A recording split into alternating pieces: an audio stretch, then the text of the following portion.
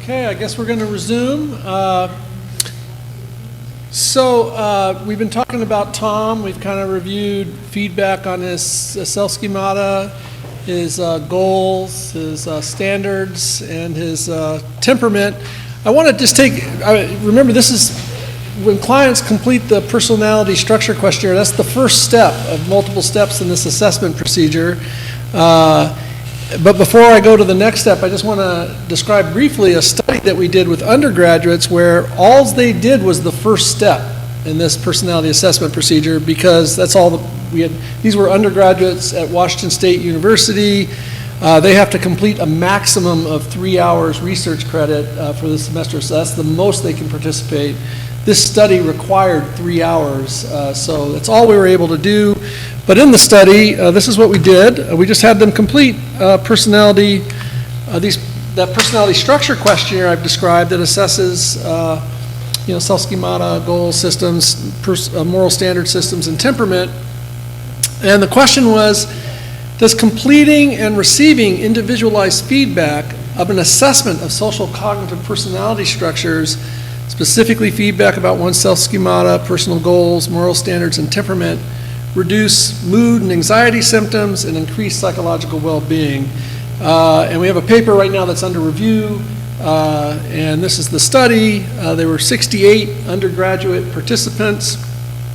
This is a single group repeated measures design. This is obviously not intended to be our first study, but all participants in the study just completed some pre-personality assessment feedback measures, specifically the ADDIE-27. That's a measure of depression and anxiety. And they also completed the CIT, which is a psychological well-being measure. It's the comprehensive inventory of thriving. So it's meant to just capture kind of positive psychological functioning. So they complete that at time 1. Then they complete the personality structure questionnaire that I described to you earlier. Then they receive written feedback that's displayed graphically in the form of PowerPoint slides, which I'll show you here in a moment. And with that feedback, they get an interpretive, it's a document that describes how to interpret the feedback we've given them. So they get the written feedback, but they also have a 30-minute long online conference with one of my research assistants who describes to them the feedback and gives them an opportunity to ask questions about the feedback. After all that, we wait a couple days. After that, they complete the same measures they completed at time 1, the measures of mood and anxiety symptoms and psychological well-being. This is the feedback. So this is Aninda, who's a friend of Dan's, did this basically. It created an RStudio program that takes the Qualtrics data, exports it into a CSV file, then you import it into this RStudio, and it generates these PowerPoint-like slides.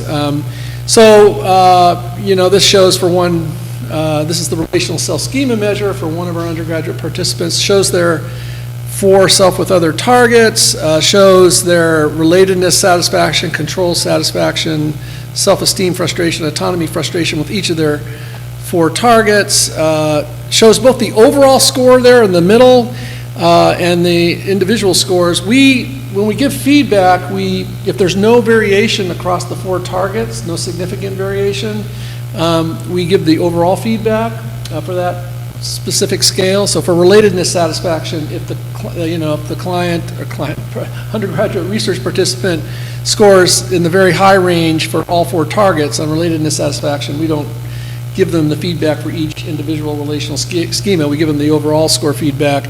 But if there is variation, we give them the feedback on the highest and lowest scoring schemas. Here is, I should go back. We also have them, this on that questionnaire, as I described, they do the narrative procedure that Dan's used. It's just kind of a list of their strengths and weaknesses, what they've just told us anyway, so I'm not sure how informative that is. Here's the measure of, Ken Locke's measure of, based on the interpersonal circumplex model. So this is getting into the sense of, how their self-efficacy in acting different interpersonal behaviors and on the interpersonal circumplex, so we give them feedback on that. The reason we added this, remember that the relational schema construct, according to Baldwin and others, is a self-representation, an other representation, and a script, an idea of what happens. So we're trying to get a sense of what happens in terms of the person who's responding, their behavior, and their efficacy for being able to enact those behaviors. Here's the personal goal feedback that they get. Shows on the far left each of their top 4 values, and then shows their top 4 goals. In the feedback, the oral feedback, we give them feedback on how well those are aligned, if there's good congruence there or not, and what the implications of that are. We describe, they've told us what their top 4 goals are. We give them feedback on how they think about those goals. Again, if there's no variation across all 4 goals, we just give them feedback. Oh, it's good to be thinking about your goals, and we describe the research on that. But if there's variation, we give them, we focus on the lowest scoring goal because we want to kind of help them improve. So we say, although you scored higher on goal thinking for your other 3 goals, we notice on this goal you don't think about it very much. Here's why it's important if it's an important goal for you, to be thinking about this and give them recommendations based on that. And so you can see all the goal dimensions there. And then here's the moral standard feedback. So for this person, this again, we're only giving, I don't do an interview with them. They're just completing that personality structures questionnaire online. So I'm not able to follow up on these, but these were the 3 moral standards that came up.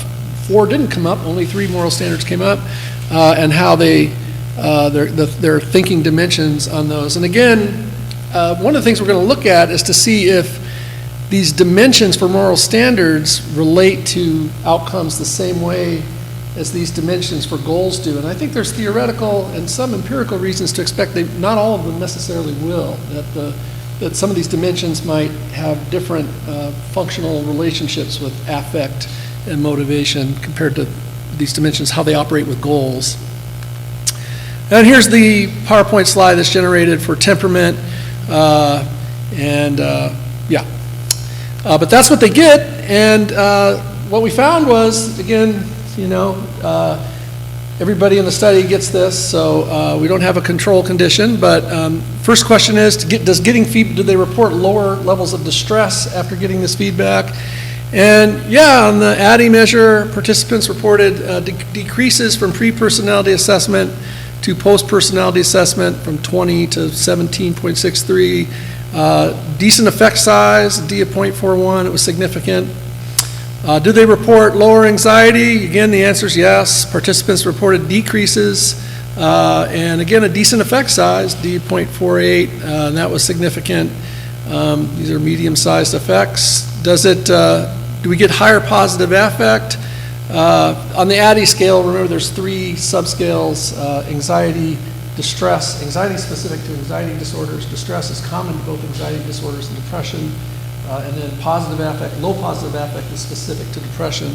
On the positive affect scale, they reported increases in positive affect, somewhat lower effect size, but still significant.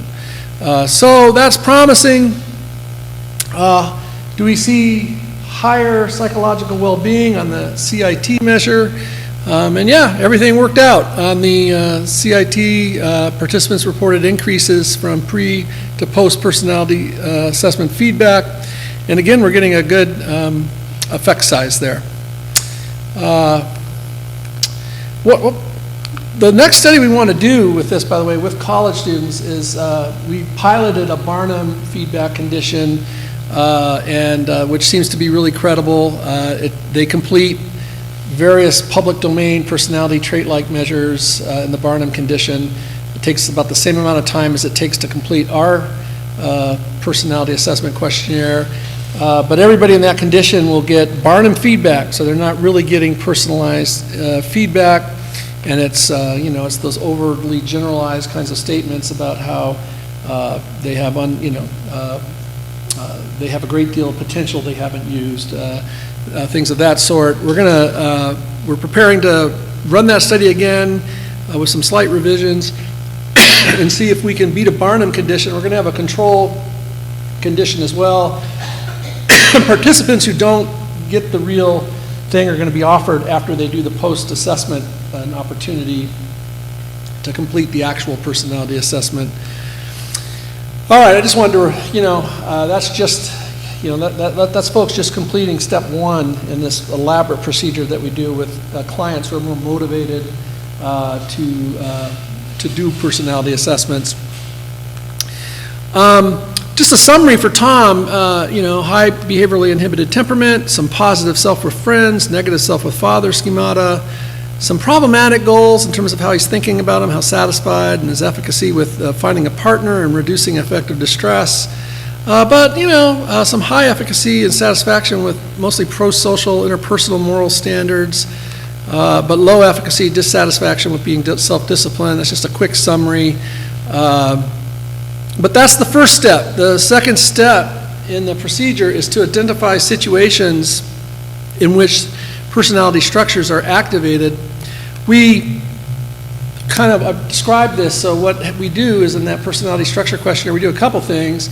Clients, while they're thinking of these personality structures, and remember, for the goals, for example, they were writing descriptions of their typical behaviors in these different goal domains. And then we're asked to reflect and also writing about what situations they seek out in these different life domains, and then to reflect whether they had a goal, and then they're writing descriptions of the goal, and then we're asking them whether, to recall situations related to those goals. So these are goals by their nature are person and context variables. So I think we're in a position it's not as difficult. The clients seem to be able to identify actual, fairly recent situations that were related to these goals and relational others that for the RSSM. But the other thing we do, I didn't include that too. The other thing we do is the personality assessment interview, which is on the slide, where I ask them for their moral standards, if they have a distinctive temperament. I ask them to try to identify both positive and negative situations. The other thing we do, by the way, is if we had this happen several times in our clinic where the therapist wants us to do a personality assessment. So the therapist isn't myself, usually it's a student therapist in the clinic who their client's not making any progress, and so the therapist comes to us saying, can you do a personality assessment? And I have a form I have the therapist complete based on their work with one another in which the therapist identifies. Because this is a standard part of cognitive behavioral therapy. The therapist, they're doing cognitive behavioral therapy, should be having the client monitor over weeks situations in which that client's experiencing distress. So we're only getting at situations typically that are associated with depression, anxiety, because the client's already doing that as part of their therapy. So I get that information in those cases where the therapist is referring the client to us from the therapist. So all those situations, those are how we identify the situations that are linked to these personality structures we're assessing.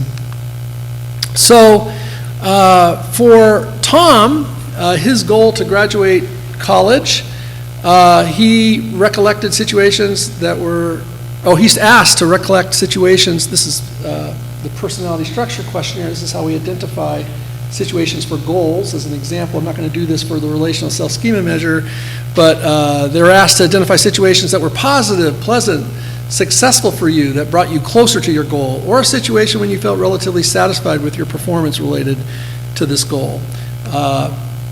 And for the negative situations, we recall situations that are upsetting, stressful, or did not go as well as you would have wanted it to. It might be a situation in which you acted in a way that left you feeling dissatisfied, frustrated, disappointed, sad, or one in which you doubted your ability to do something necessary for accomplishing your goal. So that's how we, in the personality structure questionnaire, identify situations. We also, as I say in that personality assessment interview, we did ask, I should have just been patient, the slide was there. We asked the client to recall situations related to each of their moral standards. But, again, remember, the moral standards are identified by by the client reflecting on situations they've already described. So if they recall a situation that's related to a significant other in the RSSM, they are recalling positive and negative situations involving that other, it may be the case that some of those situations involved either successfully meeting a moral standard or not meeting a moral standard.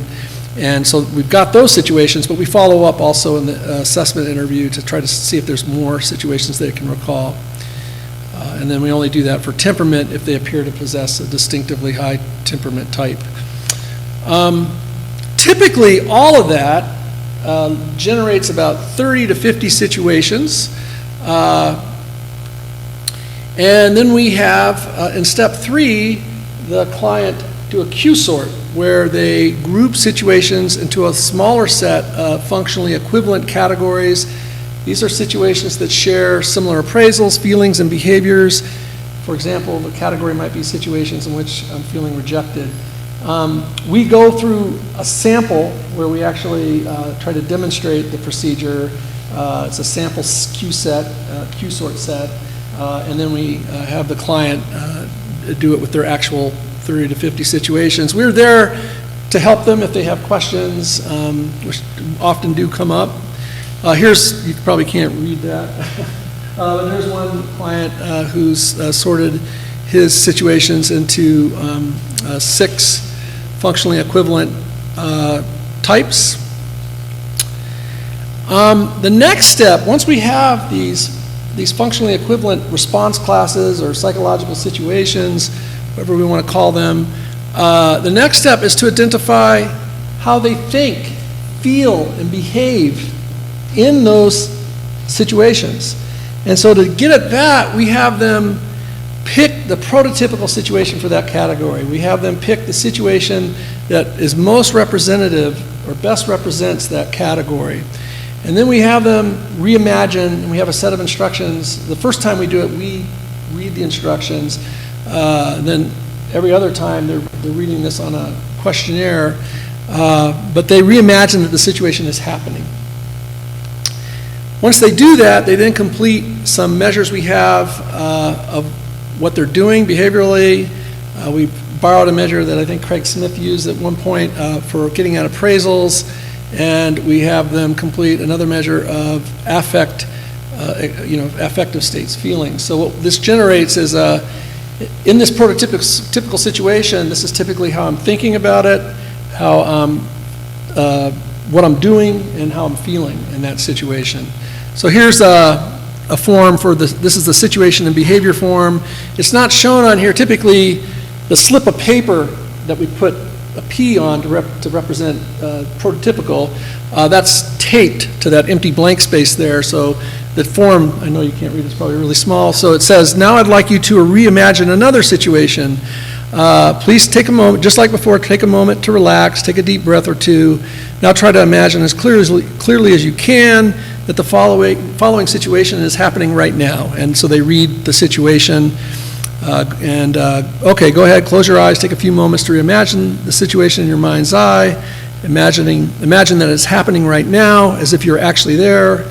Imagine the first thing that happens in this situation, then imagine the next thing, and the next, and so on until you have reimagined the entire situation in your mind's eye. We kind of borrowed some of this language from a procedure that Davison, it's this articulated thoughts, the procedure they've developed, but we've adapted it.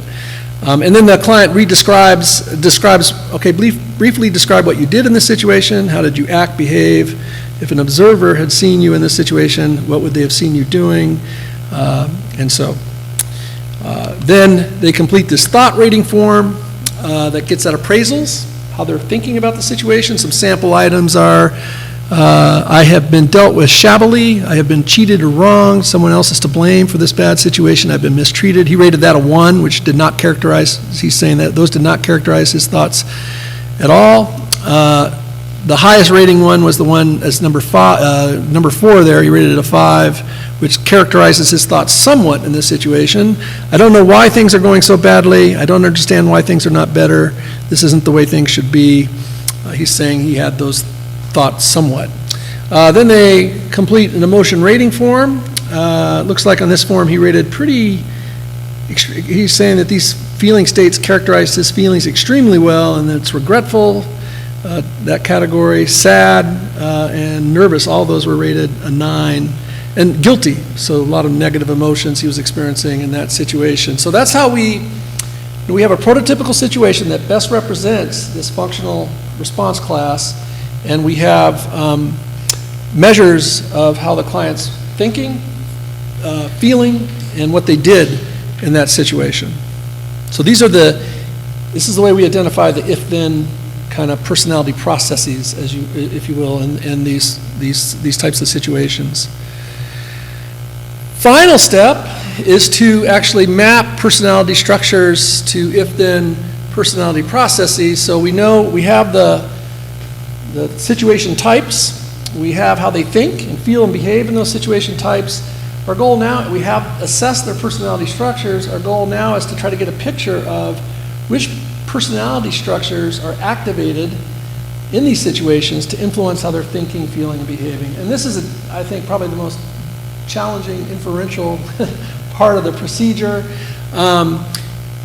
Keep in mind, recall that these situations were generated by specific personality structures. So they recalled the situations related to specific personality structures. So if you have in one situation category 8 situations listed, and 5 of them were generated from a goal of finding a partner, that's a clue that goal is probably one personality structure that's influencing thinking, feeling, and behaving in that situation. So that's one thing we look at.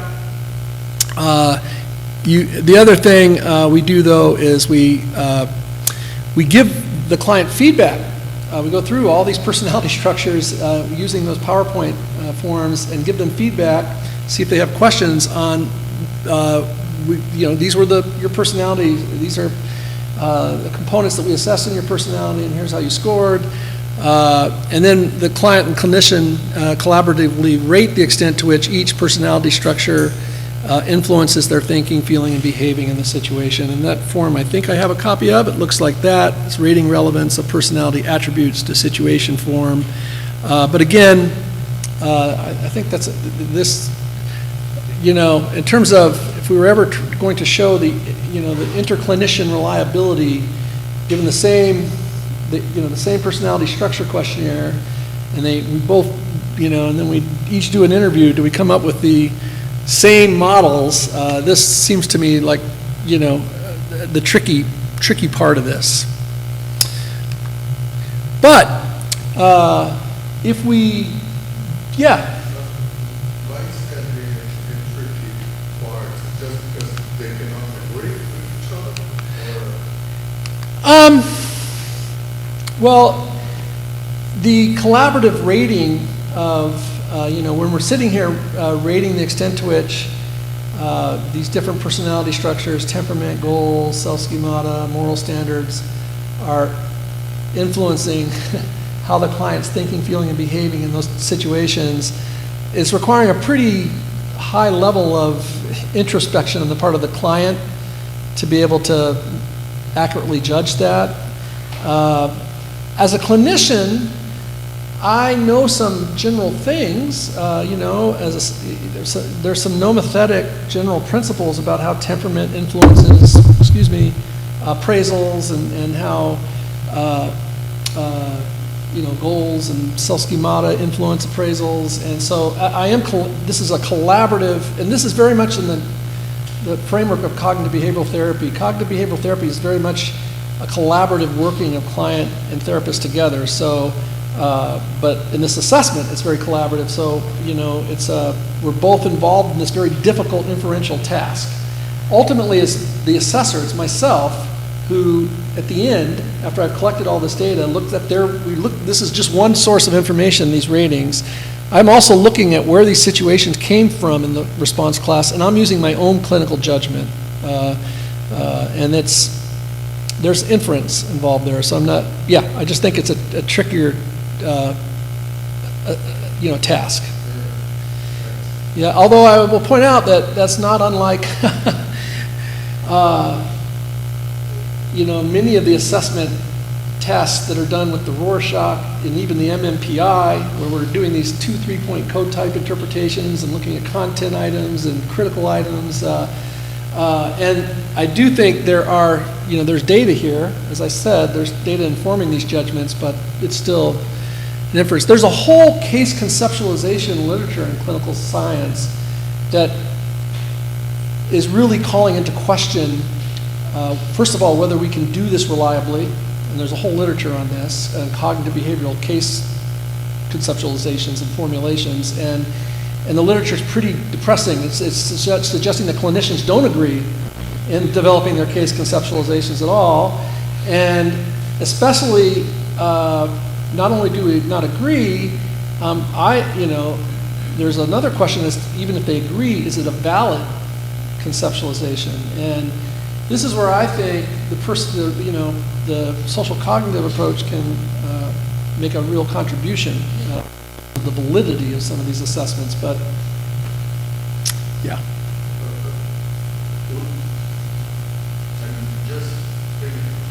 Yeah. We know that you have one assessor and another that have completely different jobs. So that's a big problem. But do you have any type of study for example, you collect the data, but then you does the interpretations and other assessor just looking at the data to see whether you as assessor that's having a relationship with the client has the same judgment as someone that's looking from outside. Yeah. No, that's an excellent question. That's interesting because in some ways, when I've been asked to do these assessments, when they're not my clients, when they're another student, and especially when I'm not a supervisor, which has happened several times, so I have no familiarity with the case. In some ways, that's better because they're looking for a fresh perspective. They've had a conceptualization of the case. They're lost. They're like, I don't know what's going on, and therapy's not working. That's when they come to you to do a personality assessment. Like, we need another set of eyes on this. You have any ideas? Yeah. So, and so I think, I'm not as, that's an excellent question though. And I do think this is again, we're still working on this, and I'm still, I feel like in some ways a piloting phase with this procedure because it's very complex. Dan brought up the idea of like everything's self-report. We have another report measure, but everything's mostly self-report. It would be nice to have some other non-self-report measures as part of the procedure. I was telling Dan, part of the motivation here is to try to get clinicians to actually do social cognitive assessment. And I'm not, so we don't have, it would be nice to have some physiological measures, but a lot of clinicians aren't going to have access, although they're becoming increasingly more affordable. A lot of clinicians aren't going to have that in their office. I'm trying to provide a practical alternative for clinicians because they're doing personality assessment just really badly right now. And so my goal is to get them to begin using something from another approach. But once we kind of have this in a shape where we feel like, okay, this is working pretty well, I think that's a task, is to show whether it's reliable. Can you teach this to people, and can they get the same stimulus materials and construct these models right here that look the same or roughly very similar? I think there's less inferential leaps in this procedure, frankly, than some of the standard personality assessment techniques that are currently being used. So hopeful, but and ideally there would be some program where you just input the data, although there's some data that's going to be, judgments involved in that, but and it just generates this, which reduces the chance for error. And another question is, and listening to Dan's talks here, this is a pretty elaborate procedure. What if we did do something very similar to just the straightforward kappa thing, that took much less time, would it be as good? in these contexts, would it be as useful? What we do typically in clinical psychology is we work on something that we think, is based on science and that's going to be effective. If it works, we then do dismantling strategies. We start, this worked, but this is a lot to do. Let's take away some components and see if it will still work. It will be good enough. Yeah. How long does it take the whole process? Yeah. From the beginning to... Beginning into, I don't know how you define the end. Yeah. So it's basically about 90 minutes for the client to complete the online measures, so hour and a half, and then it's two-hour personality assessment interviews. So it's about 5.5 hours, and I know that sounds like a lot. I was earlier saying that's actually pretty typical in clinical personality assessment. Usually for example, when I'm supervising cognitive assessments, they're usually 6 to 8 hours. A client comes in for the whole day, is doing a bunch of neuropsychological tests. There's a long interview. And with personality assessments, it's the same thing. We're usually giving multiple personality assessment instruments. There's an interview. So it's not very different from other elaborate, and this is a very elaborate kind of. The client do everything at the same time, the same day? No, they do at their own home. They go online, complete the personality structure questionnaire before I even see them. After I look at their scores on the personality structure questionnaire, I incorporate that into the first personality assessment interview, and so I'm reviewing with them to try to see if I ask more questions to kind of flesh out a little bit these constructs we're trying to measure on the self-report on these self-report measures in an interview.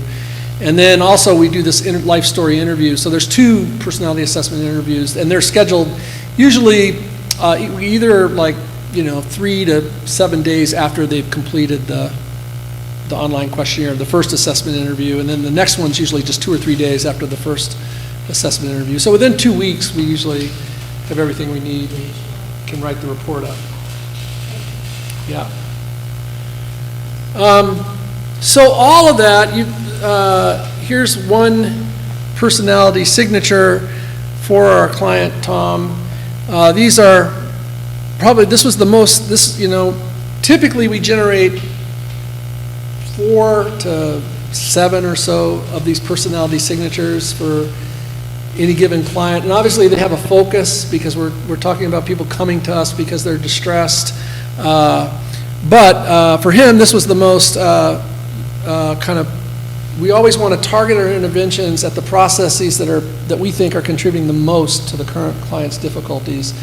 This was the one that seemed to be contributing the most to his distress. There were a number of situations that he Q-sorted into the same category. These situations were reflecting on not speaking up in a class seminar, reflecting on not treating past girlfriend well. Look at how they all start reflecting on not following through on job application, reflecting on slackening effort and creating art. That was pretty easy to Q-sort. They all start the same way. His appraisals could have been different. I missed my chance. I should have done. It was my fault. The future looks threatening.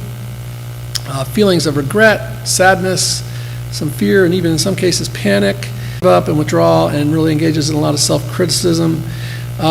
Based on we thought that what was going on here is BIS system, his threat system, in terms of looking at the future, was seeing a lot of things not going well and was very sensitive to things not going well. That future looks threatening is one of his appraisals at the very end there. And there's fear, and some of these situations came from, one of the situations came from the high BIS when I did the interview with him. It was just the not speaking up in class seminar. Actually it was 2, the job application. So 2 of the 4 situations came from the high BIS. His with father schema, this didn't come up with any of his situations, but he really felt that this that his low self-esteem was contributing to a lot of how he was thinking in these situations, which he really strongly felt linked to experiences he had had growing up with his father. And the moral standard of being self-disciplined, that came up with not slackening effort on his art, not following through on the job application, and that was it. Those were the two situations, but we both felt like this moral standard was, and feeling dissatisfied with how self-disciplined he was something that was getting activated in these situations to influence his appraisals, how he was thinking in the situation. Okay. Here's, we're almost done, so just, I think we got one more slide after this. Here's one other if-then signature, when I perceive someone in need. And I just wanted to show this one because I see this commonly, even with really depressed folks. We often see if-then personality signatures that look pretty good. The clients actually, it's an area of strength. Someone mentioned the 2016 paper where, it was a woman, she had, that we used this procedure with, and she had a number of personality signatures that were actually very positive. And we can draw on those in therapy to help the client cope with situations that are more distressing. But this was these situations, there were several that were Q-sorted in this category. It's when the label that he came up with this was when I perceive someone in need. The situations where my friend encountered several feral cats on her property, and this is when he helped her find homes for those cats. My mom has to close on her house and isn't ready. He is a good problem solver, so he really helped his mom kind of work through the closing on their house. My employer has obsolete and disorganized inventory. He really described this situation where he really cleaned that mess up and got the employer to get rid of this obsolete inventory and organized it. His ex-wife needed a safe place away from her abusive ex-boyfriend. That activated these processes for him. And he had a friend who was having serious domestic problems, and it was really important for him that he was there for his friend. In each of these situations, he has appraisals like, they need my help, I can help, I'm good at this, I'm loyal, I'm a reliable friend. You can see some of his moral standards influencing how he's thinking in these situations. Feels good, feels pride, he thinks he's a good friend, and he has that knowledge about himself. He acts to listen, he helps them organize, he helps them problem solve, and based on where these situations came from, how they were generated, and both of our collaborative judgments, we thought he had some knowledge about his abilities. He was good at organization. His mom always complimented him for that, pointed out these strengths, and it was part of, he felt like his self with mother schema was something that was happening, getting activated. He had, remember his being self-disciplined, he generally was pretty dissatisfied with how, remember that was one of his third moral standard, and he had low efficacy, kind of dissatisfaction for that moral standard. But this was a situation in which he felt he was self-disciplined, and it actually he could help other people be disciplined and get and organize things, and clearly this was these were situations in which being kind and caring were really activated for him. But what's interesting here is when he confronts situations like not applying for jobs, not working on his art, and he feels like he's really dissatisfied with his ability to be self-disciplined. In therapy, it's really helpful to have clients say, so it sounds like in these situations you have the thought like you just lack self-discipline. Well, gee, is there any evidence that you've been disciplined in other areas of your life? What's the evidence that you're always undisciplined?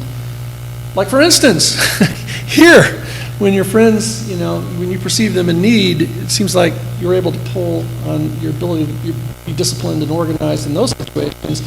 Might those abilities help you in these other situations? So, it's nice having these if-then signatures that are positive, because they reflect some dynamics that are involving personal strengths that the client may be able to utilize in other situations. So that's it. Any questions? Thank you. Yes, we do. Here. Yeah. I actually have a question from our online audience. It comes from the administrator of the Psychological and Psychiatrist Assistant Service here at the university. Yeah. So back to your explanation when you're talking about the evaluation on undergrads. Yeah. So the question it is wants to know a little bit better about how many students do you receive a month for that kind of assessment. I remember you had a whole context about the discipline and everything, if you have different kinds of services for students. Yeah. So, I'm the director of the psychology clinic at Washington State University. The student fees pay for free access to the counseling center, which is distinct from the Washington State Psychology Department Psychology Clinic. The psychology clinic so most students initially go to this counseling center because it's free.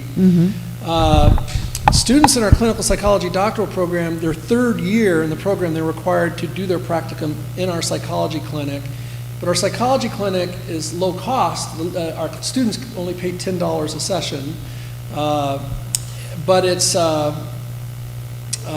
mostly, we see slightly more than half of our clients are from the community. They're not students. There are very few, we're in a very rural area in southeastern Washington State, so there's a shortage of mental health services available. We have a good reputation in the community. People know that they're going to get good evidence-based therapy, so we get a lot of referrals. Usually our waiting list for therapy is, we shut it down. It's closed right now because our waiting list is like 30 people, and ethically it's wrong to put people on a waiting list when we know we're not going to be able to provide services for them for a long time, so we refer them out.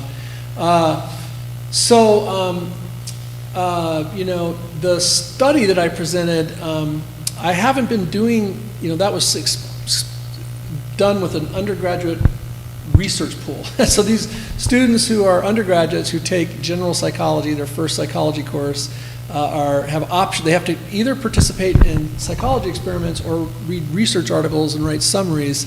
So we have forced labor as researchers. So we have undergraduates who sign up.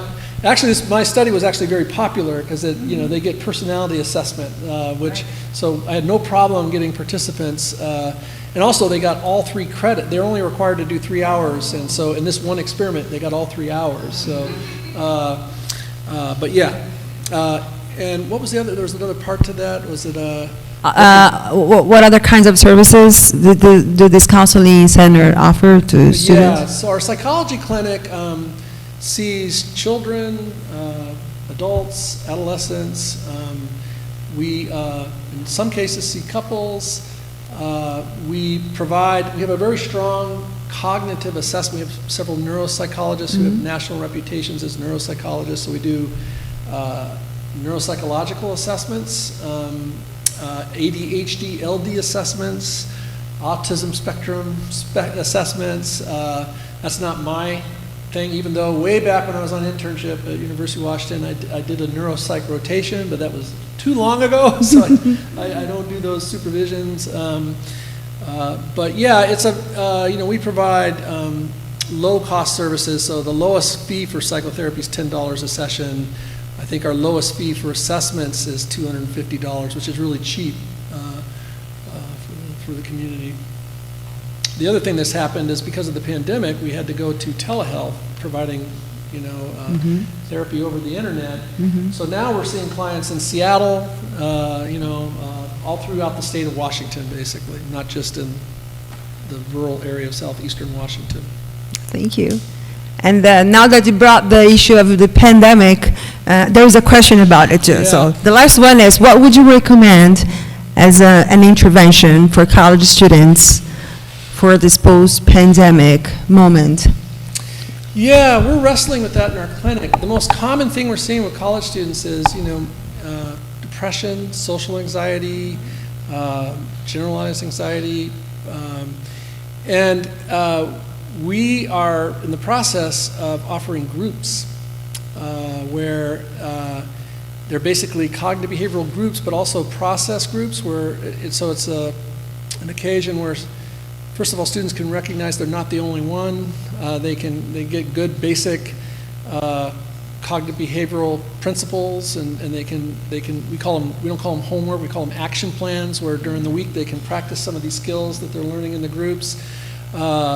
So that's our plan, just because, like I said, we have a large waiting list. Our graduate program is super competitive. I think I mentioned we had usually over 300 applicants. We only accept 6 to 8 students a year. They're fully funded. It's a 5-year program. But because of that, in the clinic, we have 3rd, 4th year, 5th year students in the clinic, but the 4th and 5th year students often go out to external practica, but some of them stay in the clinic. So at any given time, I may only have 10 clinicians in the clinic, so I can only provide, and their caseloads tend to be, depending on what other things they're doing, 3 to 9 clients per student. So we don't have a big capacity, and so to meet the need, we're going to have to go to groups. So I would recommend thinking about some evidence-based cognitive behavioral, and there are good protocols out there for evidence-based cognitive behavioral group therapy for mood and anxiety disorders. Thank you. Yep. Yeah.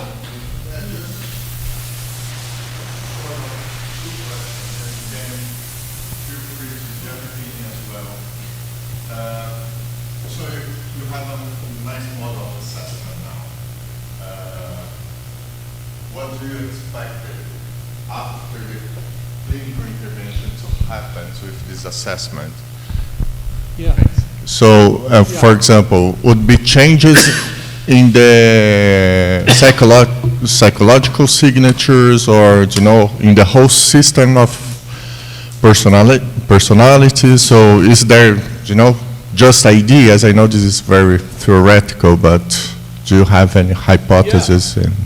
Yeah, like social, like other social cognitive theorists, I think of personality as a dynamic system, and small changes in the system over time can have large effects in dynamic systems.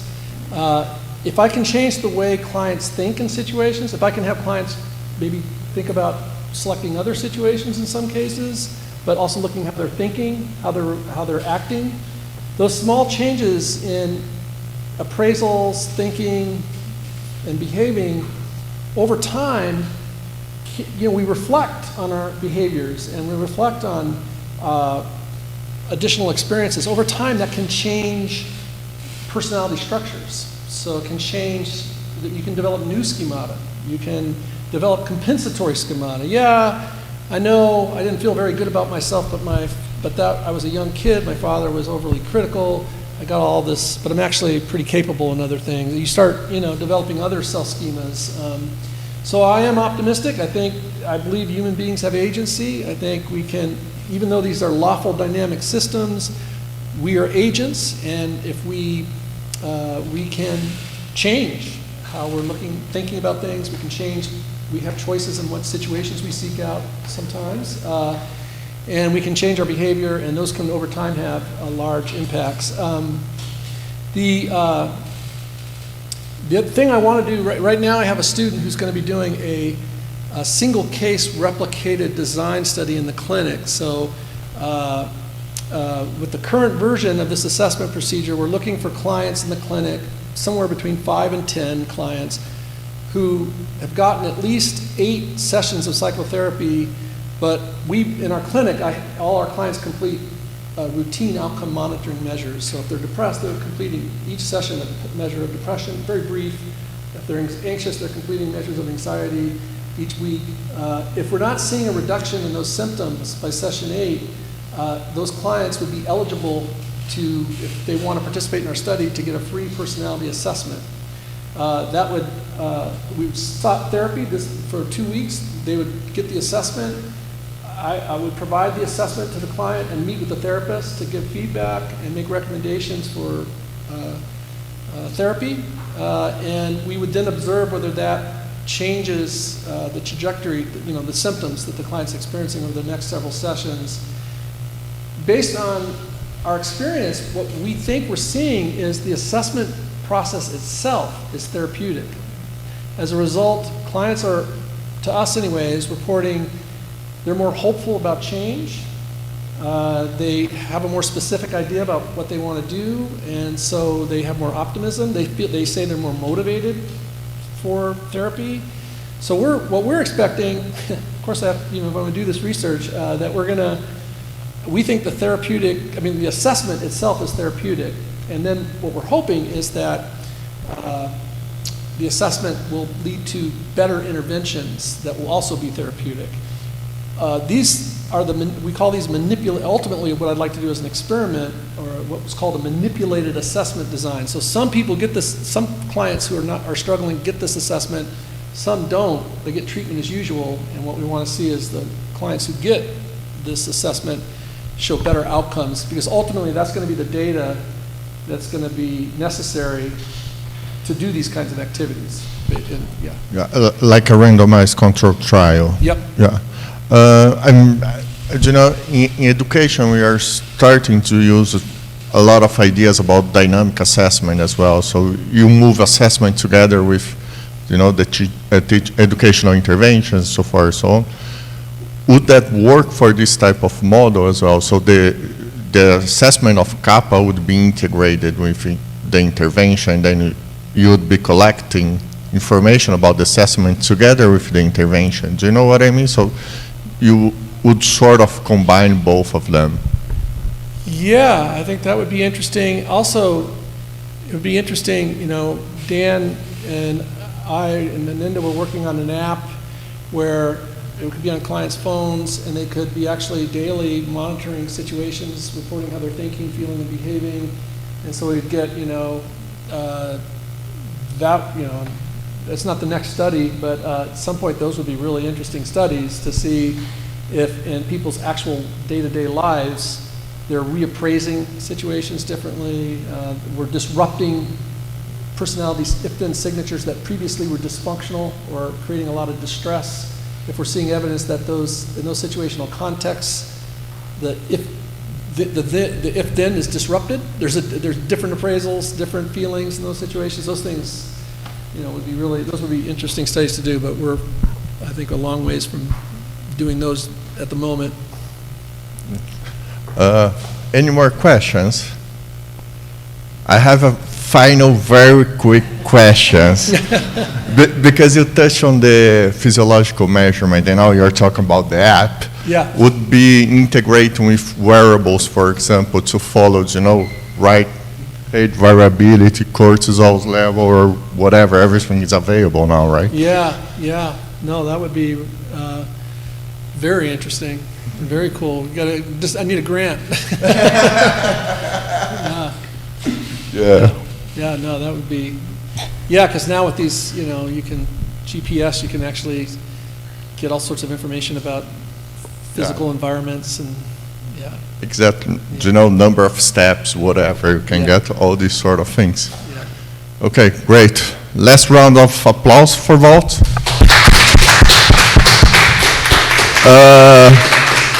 Then, if you could come down here, please. I would like to thank both of you, Dan and Walt. Let's wait Dan to come down.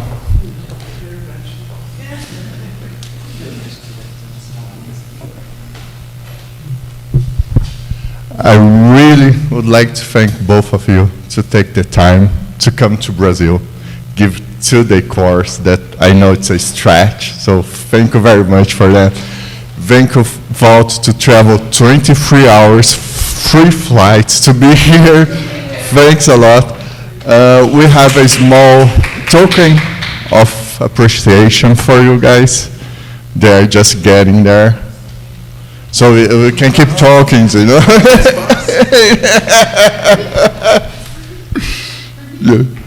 Yeah.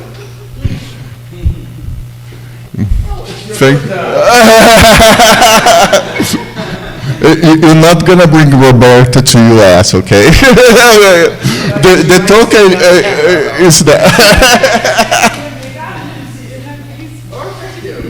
Oh, yes, I see, I know what this is. Yes, you know. Yeah. Oh, this stuff right here. And well, For- just thank you so much. Oh, thank you. It's- Wow. You enjoy. Yes. I know what we're doing tonight. Perfect. Thanks a lot. Thank you. Thank you.